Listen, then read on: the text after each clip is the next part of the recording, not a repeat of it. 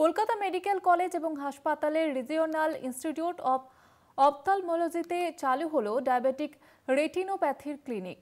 Diabetic রেটিনোপ্যাথিতে আক্রান্ত বহু রোগীদের হারাতে হয় দৃষ্টিশক্তি।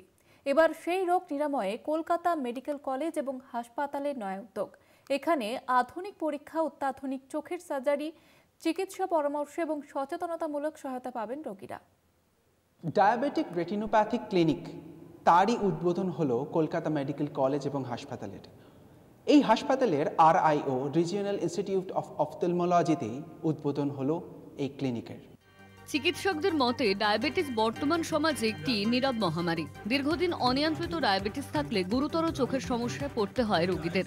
বেশ কিছু মানুষকে ডায়াবেটিক রেটিনোপ্যাথির কারণে দৃষ্টিশক্তিও হারাতে হয়। তবে এবার সুরাহা মিলবে বলে আশা, কারণ কলকাতা মেডিকেল কলেজ এবং হাসপাতালে চালু হলো নয়া ক্লিনিক, যেখানে মিলবে ডায়াবেটিক রেটিনোপ্যাথির উন্নত চিকিৎসা পরিষেবা।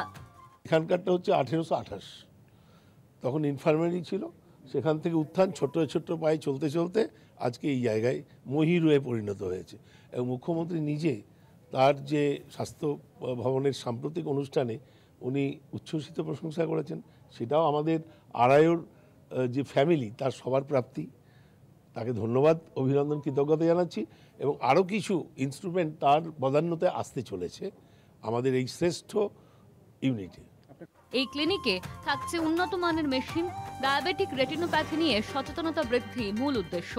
কিন্তু আমরা মেনলি এটা সচেতনতাটা বাড়ানোর চেষ্টা করছি যে এই লোডটা, এক একটা ইঞ্জেকশনের দাম 25,000, 30,000 সরকার দিয়ে যাচ্ছে। No doubt it is helping to all people, rural urban সবাই। কিন্তু এই লোডটা কমানো যেতে পারে আমরা যদি সচেতনতা বাড়াই।